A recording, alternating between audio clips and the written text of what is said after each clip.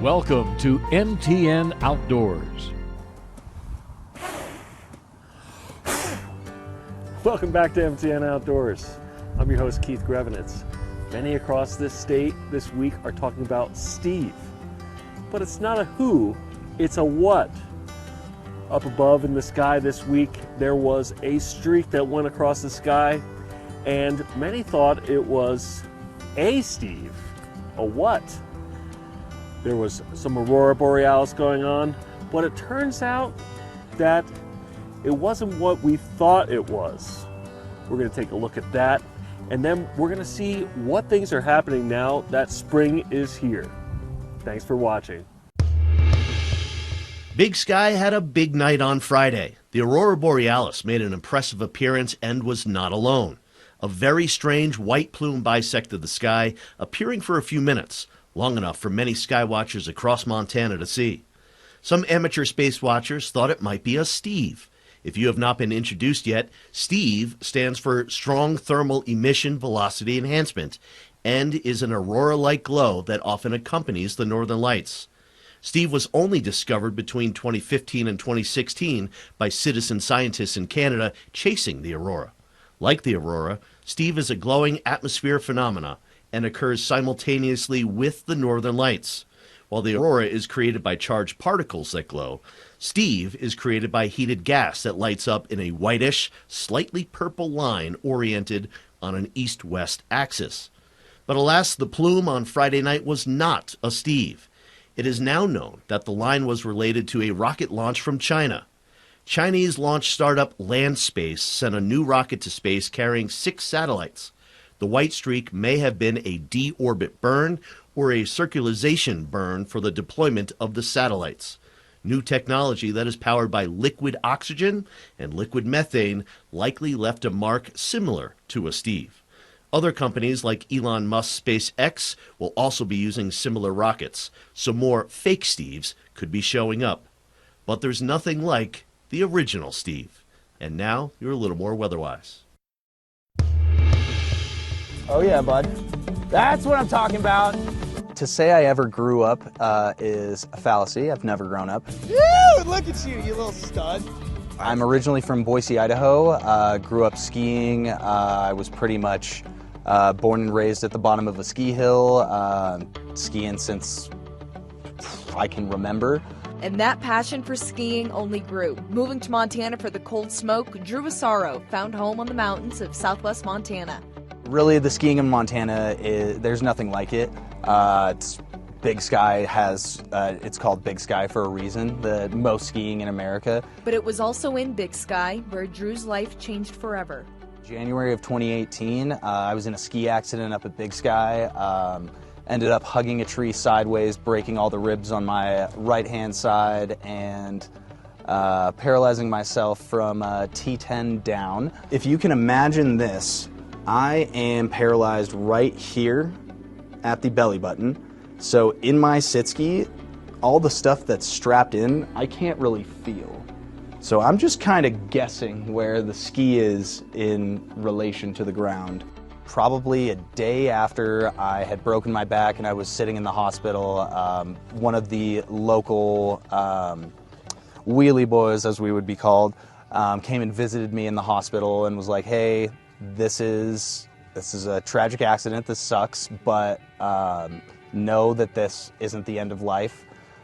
You can still ski, you can still ride your bike, you can still do all of the crazy fun activities that you've done before.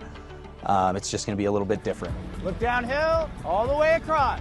And that's when Drew came across Eagle Mount, a nonprofit with a mission of accessible recreation. I started out with Eagle Mount as a participant. Actually, my second ski lesson at Big Sky was on the anniversary of my accident. So a year later, I got to be back at it. Director at the time of the ski program at Eagle Mount approached me and asked, hey, I'm putting together a team of ski instructors. Would you like to be a part of that? When you're a ski instructor, I count it as like the smiles per mile. For the past 5 years, Drew has been with Eagle Mount, the place where he found his way back to the outdoors, and now he's helping others do the same. I'm definitely not a philosophical man per se, but I do believe everything happens for somewhat of a reason. I didn't exactly have a path that I was going on or that I wanted to pursue. After my injury, I had to really rethink what are my avenues, what are the things that are going to not only fill my pocket with money, but my heart with love and spirit with soul. Look at you! Look at you learning stuff! Really adaptive sports, Eagle Mount, the Challenged Athletes Foundation, all of these beautiful organizations gave me that kind of purpose and lane to go down, and I could not be happier. I've done more fun things in my wheelchair than out of it. I'm very blessed. Various avenues we could have gone on, and I'm so happy that this is the one I got to be put on, be placed on. In Bozeman, Jane McDonald, MTN News.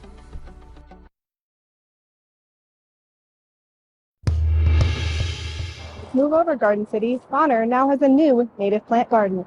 Today, with everything in place, it's like, wow, it really worked. It sits behind the post office and the Bonner Milltown History Center, who cultivated the vision for the garden as a community-wide project. The garden, I think, is helping the community in ways that we probably don't know. Once the idea was planted, the project bloomed right here in Bonner. We wanted to bring our sixth graders out to plant native plants to get them to appreciate the long history of this space, to care for this space, so they knew what it meant to be part of a community. Students from Dylan Huskin's class at Bonner School planted the garden with mentors from the History Center. The kids absolutely love the project because they're outside of the classroom, they're outside of the walls, and they're applying knowledge they're learning in the room, but it's rippling out into the community. The garden will be growing along with the students, who will continue to study and tend to it. They're sixth graders now. I'll have them all the way till eighth grade. We'll be able to come back towards the last day of school of their eighth grade year to see how their plants have done in nearly 3 years. But it's about more than just the garden itself. They get to have this positive effect and learn through doing, and really get them to develop not just who they are as an academic learner, but as a whole person, as a community member.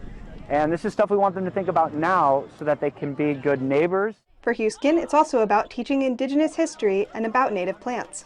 All these things matter if kids are learning deep, accurate history of their space, and native plants play right into that. While seed money for the project came from Missoula County, private donations, and beyond, the garden blooms because of Bonner. Having the young people get a sense of what it's like to be from Bonner is a dream come true. In Bonner, Caroline Weiss, MTN News. For over 70 years, locals and tourists alike have been boarding the Last Chance tour train for a glimpse into Helena's history. But the nonprofit says part of it could be coming to a halt as they're facing what they call unusual large expenses. The Last Chance tour train first started in 1954 to promote and restore history in Helena. And 71 years later, that purpose still stands. History of Helena is significant to everybody throughout the state, not just Helena. And that's why we draw this time of the year the school tours from all over the state. They come here to learn the history of Helena. Lee Holmes is the current executive director of Last Chance Tour Trains, but he first started 51 years ago as a driver. The tour train really belongs to Helena. I've always felt that way. One of the two tour trains is at risk of shutting down as it needs a new engine. The one it runs on now is more than 30 years old. It's getting to a place where we're going to have to raise our fares a lot in order to replace the big train. The tour already increased fares for adults and seniors by $1 for this year, and the engine they need is expected to cost $200,000. The older we get, less profit there is because there's so much expenses. On top of maintaining the tour trains, the nonprofit has to pay their staff, pay for insurance, and pay for storage during the winter. Holmes says that they will apply for grants and raised about $1,000 from Greater Helena Gives. But without the new engine, the larger tour train will go out of commission. So the nonprofit is for the first time asking for the community's help in saving one of Helena's most iconic ways to learn about the past. I tell my wife, it's so fun to have people wave at me. She says, it's not you, it's the train. The nonprofit says they will take help in any way, whether it's ideas or donations. You can contact them by emailing lastchancetours@lctours.com. In Helena, I'm Allie Kaiser, MTN News. You're watching MTN Outdoors. We'll be right back. We now return to MTN Outdoors. Welcome back to MTN Outdoors. Lots of things happening in the hills in this next block of videos. We're going to talk about a couple different types of piles, and actually if you're a movie buff, you might get a kick out of this since maybe there's a reference to a private pile here. We have the U.S. Armed Forces are pairing up with the Allied British up in the hills, and we're going to find out what they're up to. Stay tuned. This large slag pile that you see behind me is the result of over a century of smelting in East Helena. And because of the secondary metals inside, this pile holds international value. Getting the material from East Helena to a place where it can be recycled it's a challenge because most of these places are overseas, and so it becomes just a transportation cost scenario. The slag pile consists of fumed and unfumed slag. Unfumed slag has value for secondary metals recovery, including zinc. In late 2020, the Montana Environmental Trust Group entered into an agreement with the international metals trader Metallica Commodities Corp. And Korea Zinc. They plan to crush and transport 2 million tons of the unfumed slag over 5 years to the South Korean company that is the largest zinc smelter in the world. That plan, however, is no longer after Korea Zinc terminated its contract last June due to supply chain and shipping issues. They just could not attain the pace needed to efficiently load that material on ships. Despite the agreement falling through, around 145,000 tons of slag were transported to Korea since 2021. It is vital to East Helena's groundwater that the slag is removed. It's essentially that the unfumed slag at the top of the pile is 75% of the remaining source of selenium. So it's an environmental action. The EPA has approved the final remedial action at the former smelter, which entails grading the remaining slag pile and capping it with soil and vegetation. If that happens, this would end the commercial sale of the slag. Montana Environmental Trust Group is currently looking for international purchasers for the remaining slag to then recommend to the EPA for approval. Reporting in East Helena, I'm Madeline Heath, MTN News. If you've hiked up the Tubbs Trailhead on Mount Helena, you've probably noticed there are a lot of slash piles. Dick asked, what's the deal with them? They've been here for a while. Well, I went to the expert for the answer. The project we're standing in right now was approximately 36 acres of thinning and hand piling of the slash material. Langsouther manages the city's 2,500 acres of open lands. That entails managing 45 miles of trails, dealing with weeds, and importantly, mitigating fire danger. The city's lands are uniquely positioned on our vulnerable western and southern flanks where the prevailing winds in the summer could potentially drive a wildfire towards the community.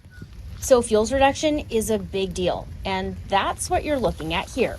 Workers cut trees, pruned branches, and assembled these piles last September. There are about 1,500 of them.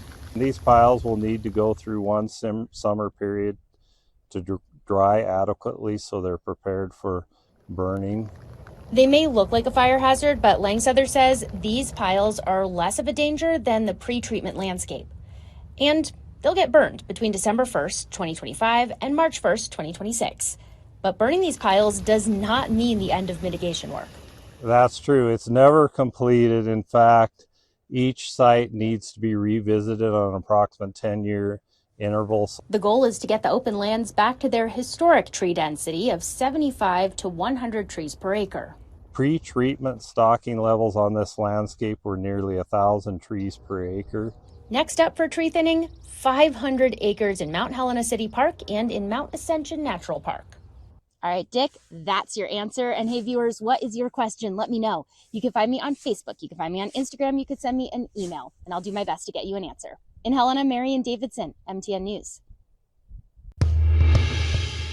Over a dozen soldiers from across the pond are training alongside the Montana Army National Guard for Allied benefits. There's really nothing like it, like firing 120 millimeters of pure freedom. 15 British soldiers are training with the Montana Army National Guard in the Limestone Hills area outside of Townsend for 2 weeks. A large focus of the training is on tanks because of the differences between the two Allied forces' military equipment. This fantastic experience that the Montana National Guard have given to us has allowed us to trial using the M1 Abrams tank. At home we use the Challenger 2, which is a very different platform, and trying to get our experience we've got on that tank and put it onto this one and see how well that goes across. But the tanks, uniforms, and accents are not the only differences. The way soldiers are trained is different between the United States and the United Kingdom. Their level of proficiency at their stations is vastly different than ours. They get very proficient in one position before they move to the next, and we tend to be more generalists, and everybody learns a little bit about something. Despite the differences, they are all training together for the same reason. So it's ultimately about interoperability with one of our most primary and foremost allies, understanding how they use their systems, what systems they've got, and if we were ever needed to operate together, how we could interlink with each other. And for Lieutenant Kelly, trainings like this and his service with the National Guard have changed his life. The National Guard has taken me a lot of different places that I would never have gone on my own. I've made some incredible friends. I love being part of a team. The teamwork between the Montana Army National Guard and British soldiers will continue in October, when a team of soldiers from Montana will head to the United Kingdom. Reporting just outside of Townsend, Madeline Heath, MTN News. You're watching MTN Outdoors. Stay tuned for more Montana magic. We now return to MTN Outdoors. Welcome back to MTN Outdoors. As you can see, spring is here. We have the dandelions, we have green grass, and all the ice is melted, and now people are going to start to get back into the water. And speaking of water, sometimes we have to do some work in order to restore water and make it clean for drinking and for the animals and the fish. So let's take a look at a couple of videos about that. A conservation group concerned about the health of the Big Hole River is taking legal action. It's asking the courts to require the DEQ reverse a recent decision to not declare portions of this river as impaired due to alleged nutrient pollution. The action was filed May 12th in the 1st Judicial District by the Upper Missouri Waterkeeper against the Department of Environmental Quality. The lawsuit was in response to the DEQ rejecting a request by the Big Hole Water Foundation to classify parts of the river as impaired. The suit claims a study by the foundation that was started in 2019 shows numeric data of increased excesses of nitrogen and phosphorus in certain points along the Big Hole River, which leads to algae blooms. These blooms deplete oxygen and are harmful to aquatic life. The DEQ rejected the request in April, claiming the data didn't fit the criteria for that classification. Upper Missouri Waterkeeper officials say the river needs this classification to prompt federal environmental action to make improvements to the river. This is a problem that we can solve today, but in order to get on the road to recovery, we need to have a pollution cleanup plan, and that means admitting we got a problem on the ground. And unfortunately, the DEQ is playing politics instead of doing what the law requires. The DEQ told MTN News it could not comment on this pending litigation. A show of cause hearing on this matter will be held Friday, May 16th at 9 o'clock in the morning in Lewis and Clark County Court.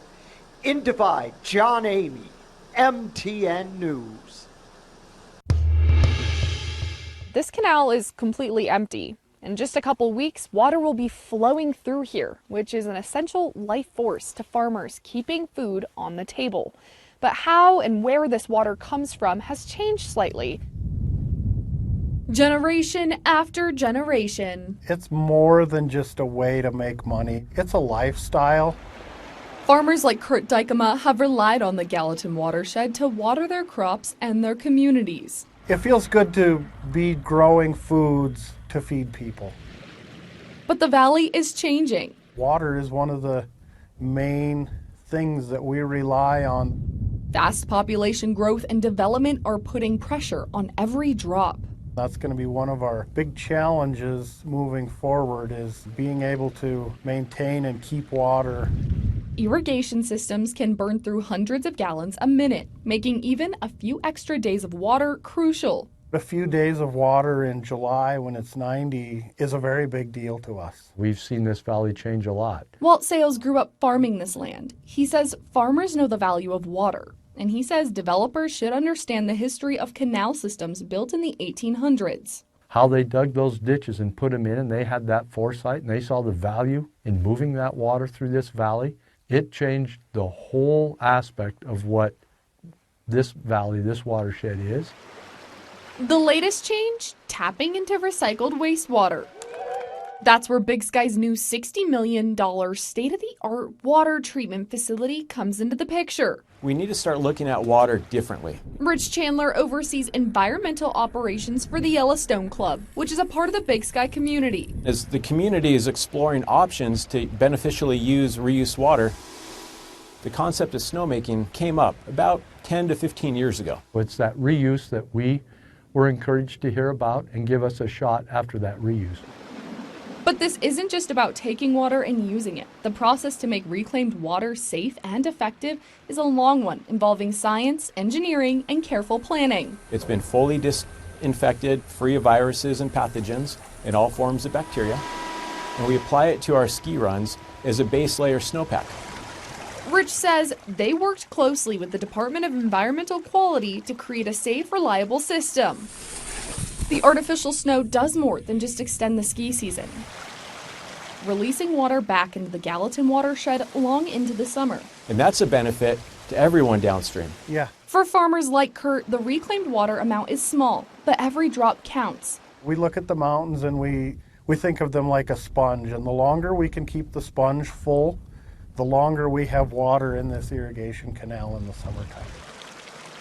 And with water supplies under more pressure than ever, communities across Montana may one day follow Big Sky's lead. We certainly want others to follow, because at 50 gallons a minute we could see multiplied, not just here in the Gallatin, but other river systems in Montana. In Manhattan, Megan Elaine, MTN News.